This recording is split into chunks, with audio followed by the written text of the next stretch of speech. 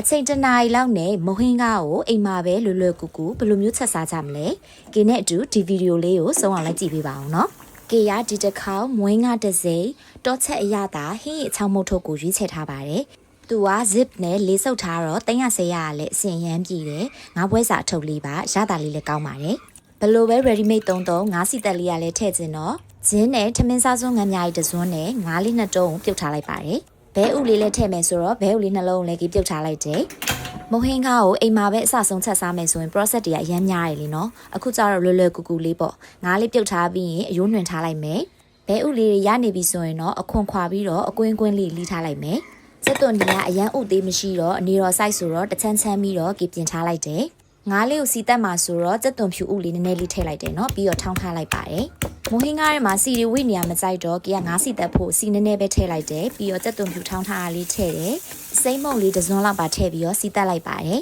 ။ကေကမုံဟင်းကားဆိုရင်ရန်ကုန်မုံဟင်းကားလိုမျိုးငရုတ်သီးအဲ့လိုစီတက်ထားတာလေးကြိုက်တာပေါ့နော်။ဒါပေမဲ့ဒီမုံဟင်းကားအထုပ်မှမဟုတ်ဘူးများသောဖြင့် ready made တွေမှာ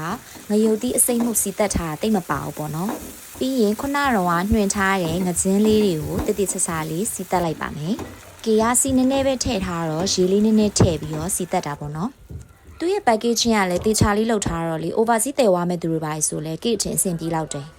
ရေ 1.5 လီတာတည်ရမှာဆိုတော့ကီကအိုးတဝက်လောက်လုပ်လိုက်တယ်ပေါ့နော်ကီတို့ကလည်းပြစ်ကြီးမကြိုက်တော့လေပြီးရင်အမှုန့်ထုတ်လေးကိုထည့်လိုက်တယ်အမှုန့်ကတေချာပျော်ဝင်ပြီးရေဆူပြီးဆိုတော့မှကီကငါးအနှစ်ကိုထည့်လိုက်တယ်ပေါ့နော်ပြီးရင်တေချာလေးနှမ်းဆန်းအောင်မှွေလိုက်တယ်ပြီးတော့မှစက်သွန်နီဦးချမ်းထားတာလေးတွေကိုကီထည့်လိုက်ပါတယ်ဖုံးလေးပိတ်ပြီးတော့ခဏလေးတည်ထားလိုက်မယ်နော်စက်သွန်နီဥတွေကောင်းကောင်းလေးနူးပြီဆိုတော့မှခုနကပြင်ဆင်ထားတဲ့ဘဲဥလေးတွေကိုကီထည့်လိုက်ပါတယ်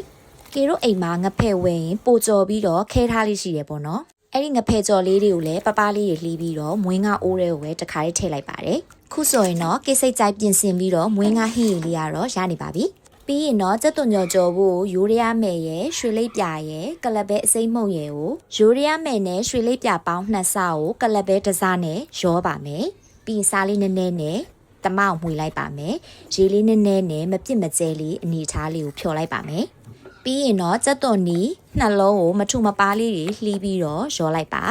ပြီးရင်တော့စီပူပူထဲမှာစက်သွန်ကြော်လေးကိုမီးအေးအေးလေးနဲ့ကြော်ပါနော်ဒါဆိုရင်တော့စက်သွန်ကြော်လေးရလည်းရပါပြီဦးဖျားဖျားဖျားစွန်းတော်ကတ်ဖို့အတွက်ကိုပကံလေးတွေကိုထည့်ပြီးတော့ပလိတ်တင်လေးကီယာတေချာလေးပြင်ဆင်ပြီးပါပြီအီချာကွေးရတော့ဝယ်လိုက်ပါတယ်အီချာကွေးလေးလည်းစားချင်လို့ပါကဲအခုကကိုလက်ရောက်ပါပြီဖျားစွန်းတော်လည်းကတ်ပြီးပြီဆိုတော့ကေရှယ်ပလန်နဲ့ထည့်ပြီးတော့စိတ်ကြိုက်ဆွဲပါတော့မယ်